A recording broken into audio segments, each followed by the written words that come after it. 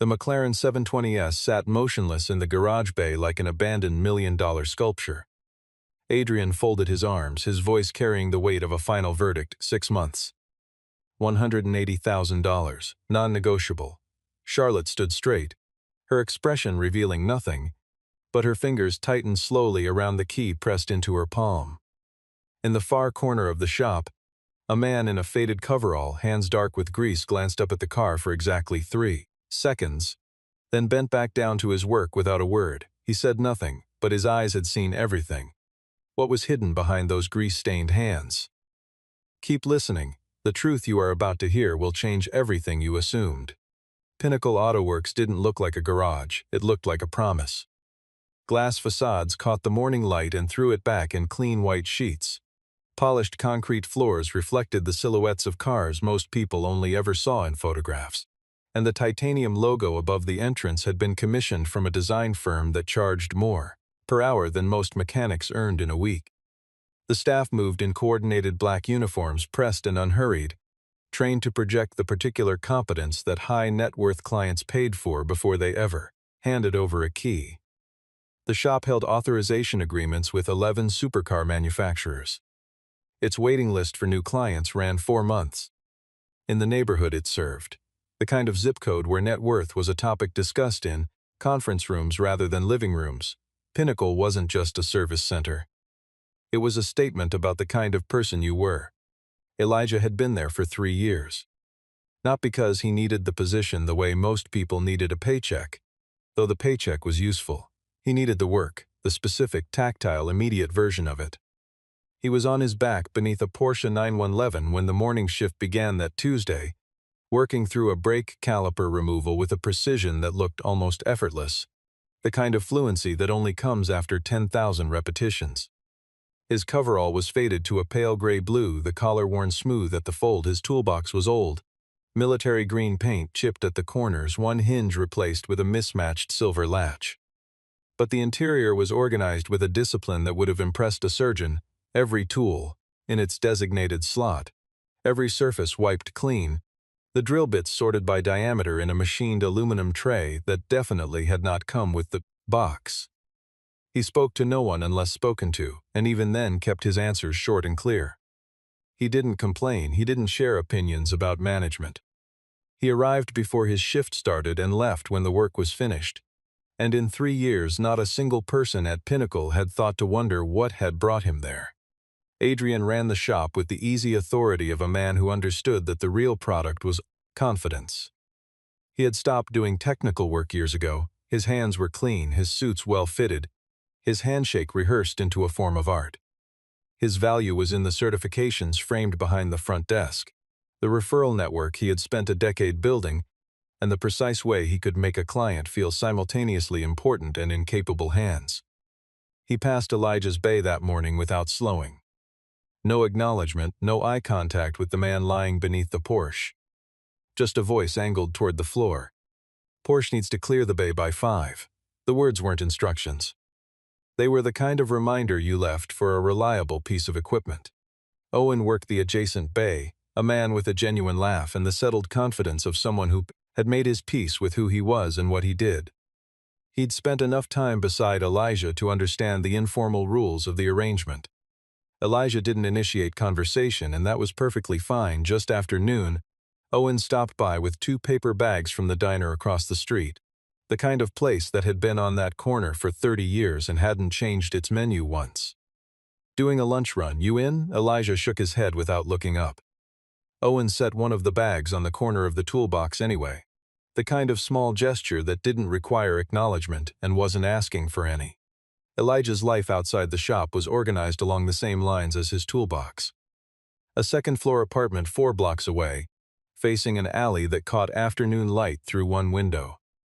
A shelf of technical manuals whose spines had cracked from use and been repaired with electrical tape. A coffee maker always half full, no photographs on the walls, no objects that served no function. He had built the space the way a person builds a space when they are not trying to remember anything and not trying to forget anything either, just trying to get through the day with the particular quietness that follows a loss too large to be spoken about to anyone who didn't already know. He had been living that way for 5 years, and the garage had become the anchor of it. The afternoon was winding down when the flatbed rolled into the lot. The McLaren 720S it carried was the color of platinum under cloud cover, a gray so precise and so specific that it looked engineered rather than chosen, which of course it had been. The effect on the shop was immediate, voices lowered, movements slowed. A few technicians drifted toward the bay door with the magnetic pull that exceptional machines exert on people who spend their lives around machines. Adrian emerged from the back office in under a minute, his posture recalibrated entirely, back straight, the practiced warmth of professional anticipation in his face, already in the mode that top-tier clients required. Charlotte stepped down from the passenger side of the tow truck's cab. She had not been in the McLaren when it failed. The car had lost all drive engagement on the highway 60 miles out, multiple error states lighting the cluster simultaneously, and she had pulled onto the shoulder and waited with the patience of someone who had long ago accepted that events do not always accommodate schedules. She wore a navy blazer over a dark blouse, her phone already in hand, and she described the failure to Adrian in the precise language of someone who had been briefed well and had listened carefully. Sudden loss of drive engagement, no mechanical warning in advance. Full instrument cluster fault display, no response from throttle input. She was not distressed. She was informative. Adrian received her account with the grave nodding of a man for whom every problem presented was an opportunity to demonstrate the weight of his expertise. The diagnostic cart arrived beside the McLaren within the hour. Two senior technicians in clean uniforms, Adrian's best presentation pair, the ones he put in front of VIP clients, connected the interface cable and initiated the scan. The equipment cycled through its read, pulling error codes from every accessible module, and both men leaned over the screen with the appropriate body language of professional concern. Measured head shaking, low consultation voices, the particular posture of men who wanted to be seen processing something complex. The scan itself took 12 minutes. What it returned was accurate as far as it went, a cascade of fault codes across the ECU, transmission control modules, the kind of display that looked alarming to anyone who wasn't trained to read beneath the surface layer. Adrian delivered the assessment in the reception area, standing at a slight angle to the printed estimate sheet as though they were reviewing it together, a technique that made the numbers feel collaborative rather than imposed.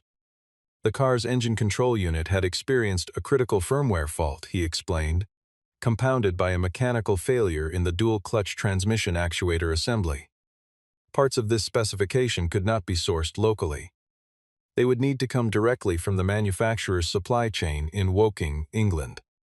Lead time on components at this level was typically 12 to 14 weeks. Adding assembly, calibration, and road certification brought the total timeline to approximately 6 months from intake to delivery. Inclusive of parts, labor, storage, and post-repair certification, would be $180,000.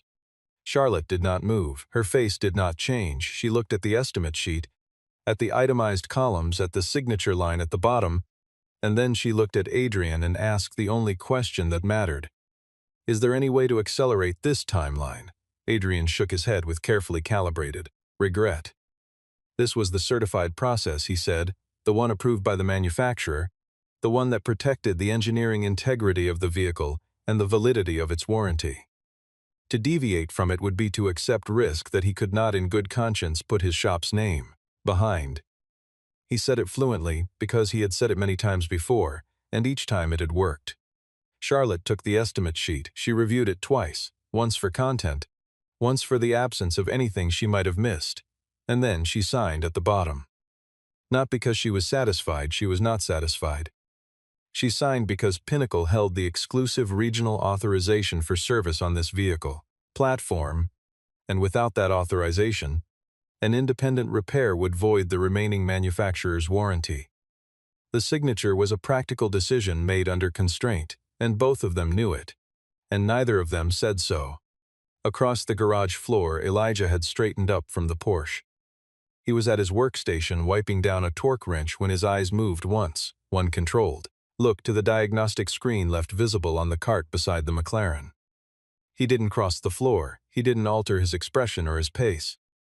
But in the time it took him to read the fault display from 40 feet away, His mind had already completed the assessment that the shop's senior technicians had stopped at the surface of third-layer ECU firmware conflict, triggered by an overwrite during a remote update push, not a hardware failure, not a parts failure, a software conflict in the powertrain management stack that could be corrected with a firmware rewrite and a calibration reset. The transmission actuator reading, positional error consistent with contaminated hydraulic fluid, metallic particulate from a missed service interval lodging in the pressure regulation valve. No replacement parts, no 6 months. He was still looking when Adrian noticed him. The shop owner crossed the floor with a smile that hadn't reached his eyes, the smile of a man who had just secured a significant contract and had no patience for complications.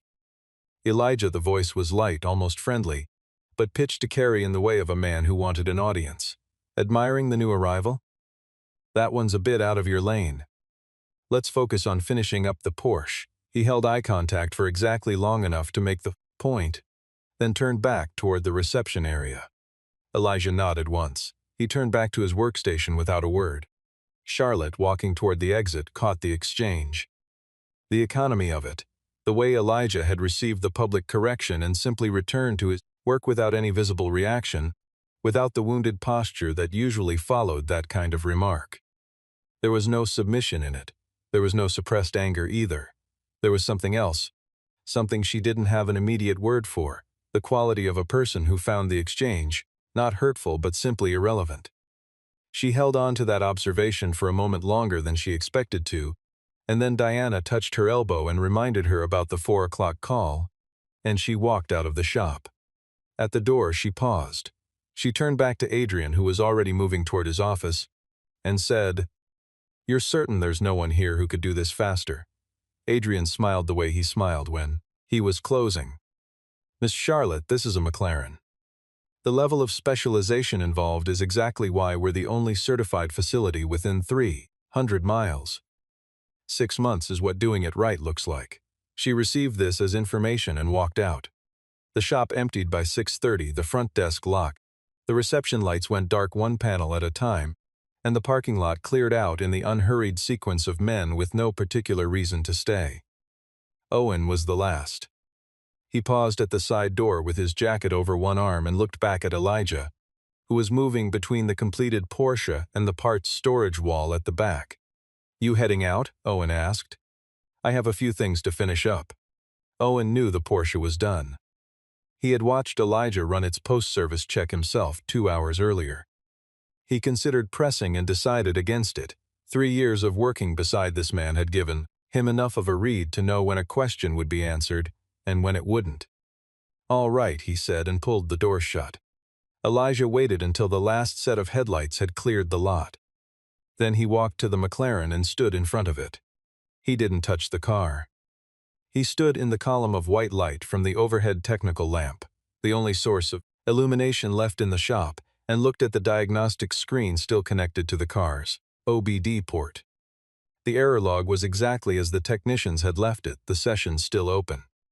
He read it the way a person reads something familiar in a foreign language, not with effort, but with the specific attention that comes from knowing the material deeply enough to read between what the words say and what they mean.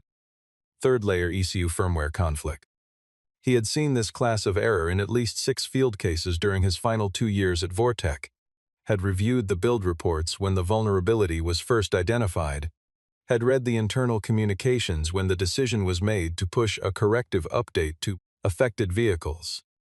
The update had introduced its own conflict in the powertrain management stack, not in every vehicle, but in those with a specific combination of build date and regional dealer software environment. Charlotte's car matched every parameter. The transmission actuator fault was mechanical and required nothing except time and correct procedure. The dual-clutch hydraulic fluid showed all the indicators of an extended service interval. Metallic suspension from normal clutch pack wear, elevated viscosity breakdown markers. The pressure regulation valve would have particles in it. The positional sensor was reading a false error because the valve body was not moving cleanly, not because it had failed. A full hydraulic flush component clean, an actuator recalibration through the control unit's relearn protocol would restore the system to full specification. He could perform both corrections, the firmware rewrite and the transmission service, in a single, uninterrupted work session with the right equipment. He stood in front of the car for a long time without moving. He had spent 5 years building a life on the principle of non-intervention, not because he had stopped caring about things, but because he had needed, after the years that preceded this one, to exist inside a smaller radius. His wife had been sick for 18 months before she died. The illness had dismantled the architecture of the life they had built together piece by piece. And when it was finished, he had looked at what remained and understood that the rebuilt version needed to be different. Quitter with fewer edges for things to catch on, he had left Vortec on a Tuesday, driven home, and begun the process of becoming someone who fixed things with his hands and asked nothing of anyone and expected nothing in return. Pinnacle had been the third garage he had worked at since leaving. He had not intended it to be a permanent arrangement. But standing in front of this car tonight, with the full knowledge of what had been told to Charlotte and what it was going to cost her in time and money, the silence he had chosen became a different kind of choice. Not the clean withdrawal of a man protecting his own peace, but a passive endorsement of something he knew to be wrong. That was a line he had never been comfortable with, even in the years when comfort was the only currency he had left. He picked up his phone. He found Charlotte's contact information on the intake form saved in the shop's customer tablet, to which he had access as a senior technician. He looked at the number for nearly a full minute. Then he dialed. She answered on the second ring. Her voice was guarded in the way of someone receiving an unknown number at 9 in the evening from a shop that had just taken possession of their vehicle. Elijah introduced himself in the fewest useful words, his name, his position at Pinnacle, his presence in the shop that afternoon. Then he said, "I can fix your car. I can have it done within 24 hours. The silence on the other end was not confusion. It was the particular quality of attention that intelligent people give to unexpected information, the rapid interior calculation of probability and risk. "Are you certain of that?" she asked. "I've worked with this fault before," he said. "The car doesn't need new parts. It doesn't need 6 months. It needs someone who knows where to look." A shorter pause this time. "If you're wrong, I'll know." "Yes," he said, "you will." She told him to proceed, no demand for credentials, no request for elaboration on his background. He understood why. It wasn't carelessness. It was the trained recognition of someone who had spent a long time distinguishing between confidence and performance, between the person who needed you to believe them and the person who simply knew. She had heard the difference. He set the phone down on the workbench, looked at the car for a moment, then walked to the parking lot and opened the trunk of his own vehicle. The hard-sided case he lifted out was not the property of a standard mechanic. A professional-grade ECU interface programmer capable of deep-access firmware operations across 17 powertrain architecture families. A high-resolution automotive oscilloscope with a full set of input harnesses. A hydraulic flush and pressure calibration kit for dual-clutch transmission systems, the kind used by drivetrain engineers in controlled test environments rather than service bays. A set of precision Allen drivers in a machined aluminum tray, each worn smooth at the grip from 10,000 hours of use, and at the top, secured by a rubber band, a hardcover notebook in dark blue, pages dense with handwritten calibration parameters, correction protocols, field notes dating back almost a decade. He had carried this case to every job he had held since the day he left Vortec. He had not opened it in front of anyone at Pinnacle, not once. He set up his workstation without hurry, without urgency. Urgency was for people who were working at the edge of their knowledge, and he was not. He connected the interface programmer to the car's diagnostic port and ran a full deep access log, pull, far below the surface layer that Pinnacle's scan tool had reached. What came back was precisely what he had read in the error display that afternoon, now confirmed in complete technical detail. Third-layer firmware conflict in the powertrain management module, specifically in the drive engagement authorization stack. The overwrite had been introduced during an automated update push to this vehicle's build class. The original calibration file was still partially intact in a protected memory partition, which meant reconstruction from scratch was not necessary. He needed to write a corrected parameter overlay into the management stack and clear the conflict, flags in the correct sequence. He opened the notebook to a specific page, a firmware correction protocol he had developed in collaboration with the Vortec engineering team and the manufacturer's field liaison in 2019, during the original fault investigation for this build-class vulnerability. He read through it once, fully, not because he had forgotten it but because precision required that you never assume memory is infallible. Then he began. At 11 o'clock the side door opened. Owen stood in the frame, helmet in hand. He had left it on the shelf by the parts window, hadn't noticed until he was halfway to the intersection. He stood in the doorway and absorbed what was in front of him, Elijah at the McLaren. The programmer connected and active, the notebook open on the workbench, the overhead lamp repositioned at the exact angle of a man who had done this operation before and knew precisely what he needed to see. Owen had worked beside Elijah for 3 years. He had seen him rebuild brake assemblies, diagnose ignition faults, strip and reassemble a Lamborghini Urus differential in 4 hours without reference material. He had thought he understood what he was looking at. He understood now that he had not. Elijah, his voice was careful. What are you doing? Getting someone's car back to them. Owen stepped closer, slowly, and looked at the equipment on the workbench. The programmer's interface showed firmware architecture maps that bore no resemblance to the diagnostic tools Pinnacle used, layers of system architecture rendered in technical notation that was its own language. He looked at the notebook, the handwriting close set and certain, pages and pages of it going back through what looked like years. Where did you get all of this? A long time ago, Elijah said without looking up. Go home, Owen. Owen stood there for another full moment. He looked at the programmer. He looked at the notebook. He looked at the man. Then he walked to the far wall and switched on the secondary corridor lamp, the one that ran along the side of the bay and added fill light to the work area, the one nobody turned on because it used more electricity than it was worth. It wasn't much. It was something. He picked up his helmet and walked out without saying anything else, pulling the door shut carefully behind him. Elijah worked through the night. The firmware correction was complete and committed by 2 in the morning, the parameter overlay written cleanly into the management stack, the conflict flags cleared in sequence, the post-write validations cycling green across every checkpoint. He disconnected the programmer, ran a module health check through the car's own diagnostics, confirmed the correction had been accepted without residual error states, EKI resolved. He moved to the transmission. He drained the dual-clutch hydraulic system into a catch pan and examined the fluid under the work lamp.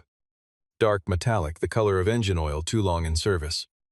He worked through the valve body with a solvent kit and the patience of someone who has done this particular task in varying configurations more times than he can accurately count, cleaning each component of the pressure regulation assembly, inspecting each surface for wear or damage, finding none. The actuator was intact. A full seal inspection showed wear within normal service parameters. He flushed the system with fresh fluid, reinstalled the valve body to specification, torqued each fastener to the value written in the notebook, and initiated the recalibration sequence, adaptive reset protocol, transmission control unit relearn cycle, actuator position calibration through the full range of travel. At 4 in the morning he attempted a first engine start. The McLaren's engine responded immediately, full, rich, the high-register exhaust note of a naturally aspirated V8 filling the quiet shop and then settling into a composed idle. But the transmission control unit had not yet completed its relearn cycle. He noted the remaining parameter offsets, made the adjustments in the calibration interface, and let the system complete a second full cycle while he sat on the plastic chair beside his workstation and watched the oscilloscope trace the actuator feedback signals in real time. Dawn came through the high windows the way it always did in that building, gray first, then the light finding the dust in the air and making it briefly visible, then the flat white of a clear morning coming through the glass. Elijah had not slept. He had not eaten since the bag Owen had left on his toolbox the previous noon. He made coffee from the machine in the staff break room and drank it standing in the orange glow of the heating coil, not thinking about anything in particular, the way a person stands when they are very tired and the work is nearly done and there is nothing left to do but let the last cycle run. By 2 in the afternoon, every recalibration sequence had completed to full specification. He started the engine and let it run for 25 minutes, watching coolant temperature, oil pressure, transmission fluid temperature, and actuator feedback in real time, everything held. Every parameter sat inside its target range without drift. He engaged drive and reverse through the full sequence on the jack stands, confirming actuator response through both gear ranges. He ran the diagnostics a final time. Clean across every module, the car was not approximating correct function, it was correct. Elijah shut the engine off. He disconnected his equipment piece by piece, coiled each cable carefully, returned every tool to its exact position in the case, and closed the lid. Then he sat down on the cracked plastic chair, the one with the bad back leg that everyone avoided, and drank the last of the coffee, cold by now and tasting of the burnt residue at the bottom of the pot. He looked at the car. 19 hours. He picked up his phone and typed a message to Charlotte's number. "The car is ready. You can come whenever you like." Her reply arrived in 4 minutes. She would be there within the hour. She pulled into the lot in 53 minutes, Diana in the passenger seat, the two of them walking into the shop with the unhurried efficiency of people who had come for a specific purpose and intended to complete it. Elijah was at his workstation, equipment case closed, and standing beside him, coverall removed and folded on the bench. He looked, as he always looked, like a man who had finished a task and was prepared to account for it. Charlotte walked around the McLaren once without speaking.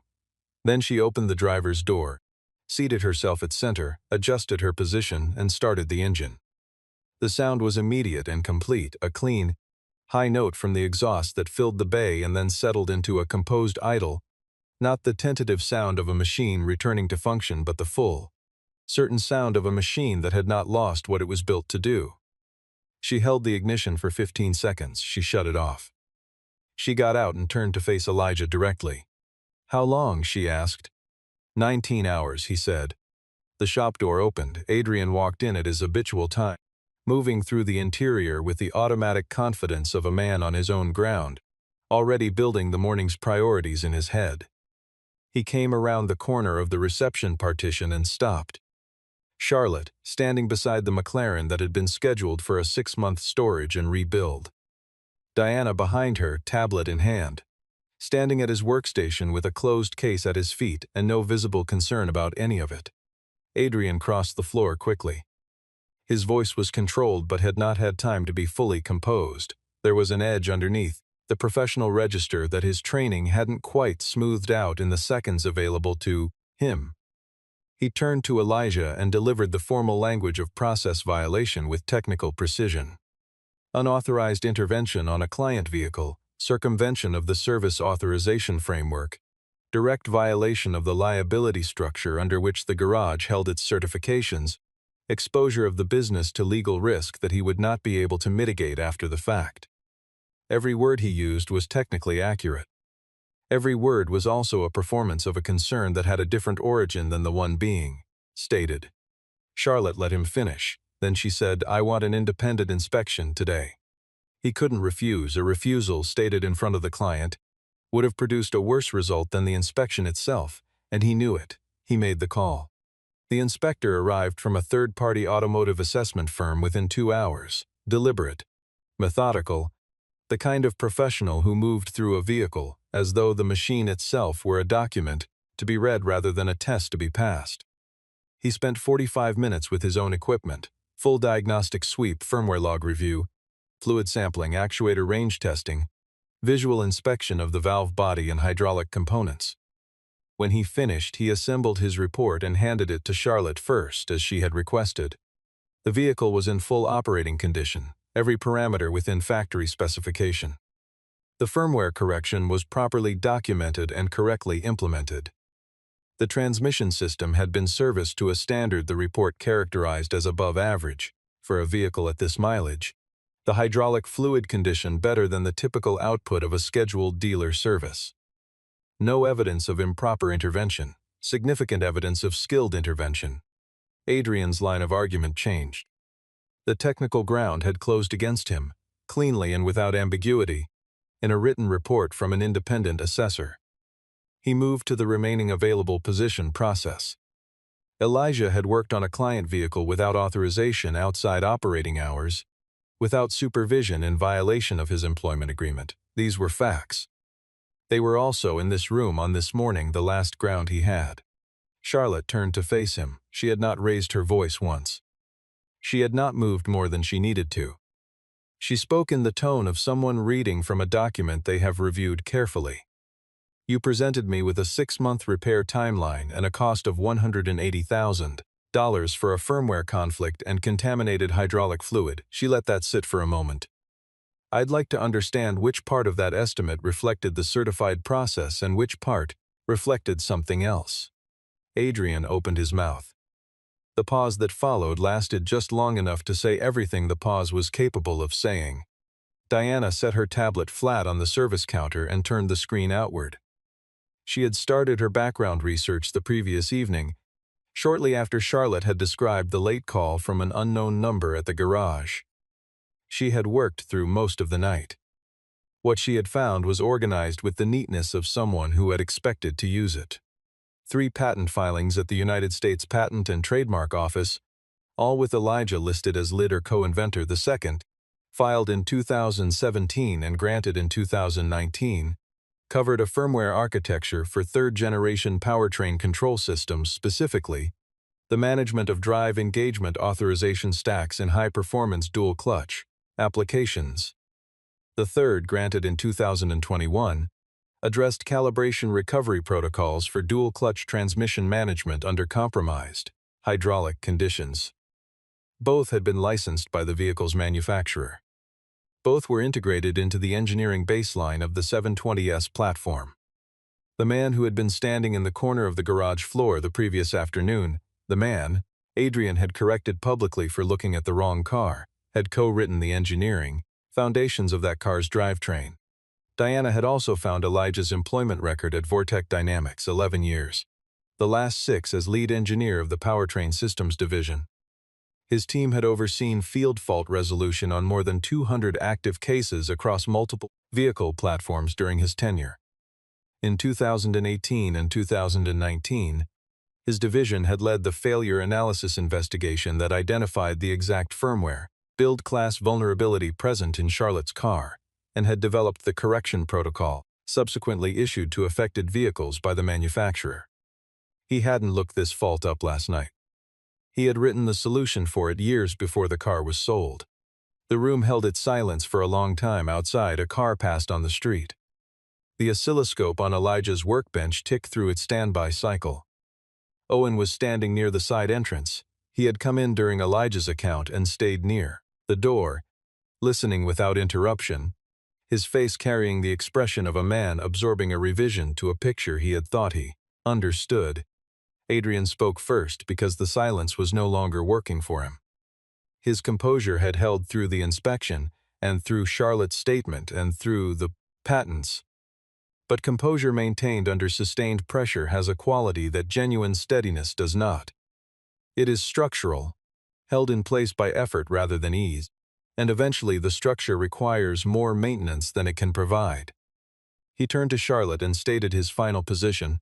Whatever the history, whatever the credentials, the relevant facts of the present situation were that Elijah had performed unauthorized work on a client vehicle without current certification in this context, without liability coverage for this operation, and without the knowledge of the authorized service holder.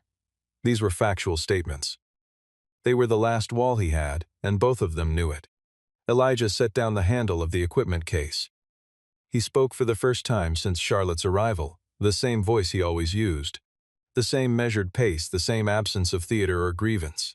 He looked at Charlotte, because she was the one the information was for, and he walked through the diagnosis in full.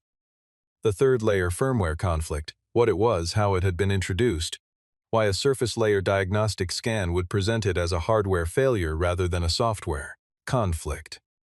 The actuator fault, the mechanical origin, the hydraulic fluid condition, the reason cleaning and recalibration restored full function without any replacement parts. The absence of any parts requirement whatsoever. The reason none of this was unusual knowledge for someone who had been working with this architecture before the vehicle existed. Every claim was verifiable against the evidence already present in the room. The firmware programmer had logged each step with timestamps.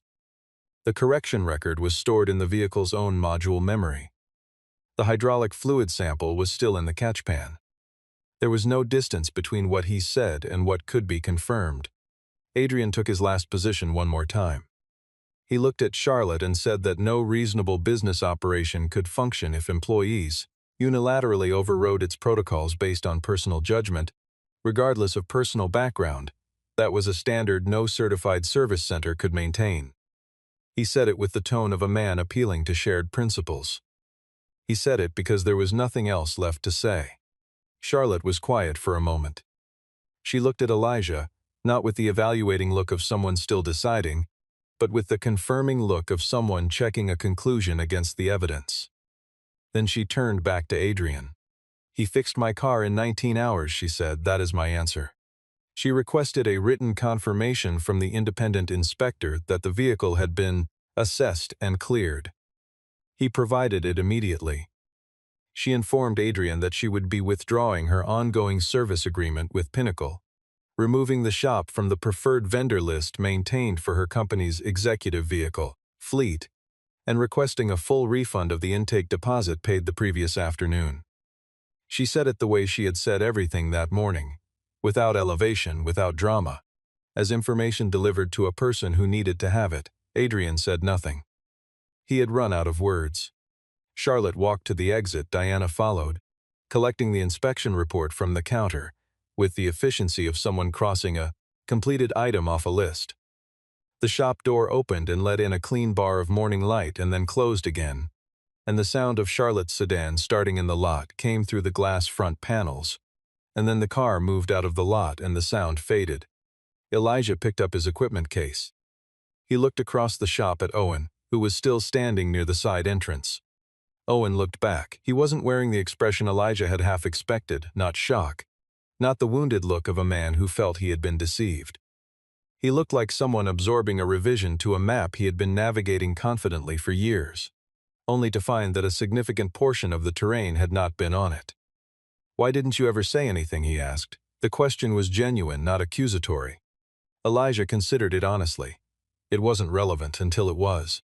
Owen nodded. It was the only answer that actually fit, and both of them recognized it. There was nothing else that needed to be added, and so neither of them added anything. Owen walked to his car, the lot cleared. The shop was quiet in the particular way of a space that has just finished containing something significant and has not yet decided what to do with the vacancy. Elijah walked out into the morning air. It was cool and clear, the sky a pale even blue. Charlotte was waiting beside her car, not inside it, standing at the driver's door with one hand resting on the frame, the other at her side, her phone not visible for the first time since he had first seen her step down from the tow truck, cab. She looked like a person who had made a decision and was waiting for the last piece of it to arrive. She didn't speak immediately when he came out. She gave him the space to arrive and then asked, "Why are you here?" He understood the question entirely. Not the geography of it, but the substance, the real version she had been carrying since Diana's tablet had turned on the counter with the patent filings open. Why was the man whose name was on the engineering documents of this car's drivetrain working a floor job at a garage in the city? He set the case down. "I needed something I could finish," he said. "Work where the result was in front of you at the end of the day. I had years of work where that wasn't the case, and I needed time away from it." She heard it. She didn't comment on it, didn't offer the sympathetic formulation that lesser people would have defaulted to. She was a person who had her own understanding of what sustained high-pressure work extracted from a person over time, and she was not in the habit of judging the ways people managed their recovery from it. "My company is expanding," she said, "fleet logistics and high-end vehicle operations management. I need an independent technical consultant, someone who can evaluate service claims, assess vendors, set maintenance standards for the fleet. It isn't a full-time position. It isn't a fixed schedule. It's a phone call when the situation needs someone who actually understands what they're looking at." Elijah held her look. The offer was delivered without pressure and without performance, the same directness she had maintained through the entire morning. The same quality he had recognized in her from the moment she signed the intake form, not because she was convinced, but because she had no other option and wasn't pretending otherwise. He had not met many people who were entirely comfortable with the full, unadorned truth of a situation at all times. He didn't answer immediately, she didn't push. Owen came through the side door and saw them. He stopped, assessed, then walked over when Elijah caught his eye. Elijah extended his hand. Owen shook it, and the handshake held a moment longer than courtesy required. 3 years of shared daily work in it, and the specific weight of a revised understanding. Neither of them felt the need to speak to it. Owen walked to his car. The lot was quiet. Elijah looked at Charlotte. The car didn't need 6 months, he said. It needed someone willing to actually listen to it. Charlotte was still for a moment, the particular stillness of a person hearing something that confirms what they already knew. In 15 years of running a company, she had met many people who were very good at the appearance of competence. She had met far fewer who were this comfortable with the actual thing, who carried it without announcement, without the need for recognition, who would apparently have been content to let it remain invisible if staying visible had not become its own form of complicity. "Is that a yes?" she asked. There was the faintest shift in his expression, not quite a smile, but the thing adjacent to a smile that a person allows when the answer is already known to both parties and the question is more ceremony than inquiry. "I'll think about it," he said. He picked up the equipment case, walked to his car, and placed it in the trunk with the same deliberate care with which he had placed it there on every other day for 3 years. He pulled out of the lot without hurry, and Charlotte watched his car turn the corner and disappear into the ordinary traffic of the city. She stood there for a moment in the quiet of the empty lot. Then she got into her own car and drove back toward the city center, and the morning continued around her the way mornings do, indifferent to what had just happened, indifferent to what had been set in motion. 2 weeks later, Elijah sent Charlotte a message of exactly 1 sentence. He would take the consulting arrangement. She read it standing at the window of her office on the 14th floor, looked at the city below for a moment, and put her phone in her pocket without forwarding the message or discussing it with anyone. Some conclusions don't require commentary. They simply require the right series of events and the right people willing to see them through.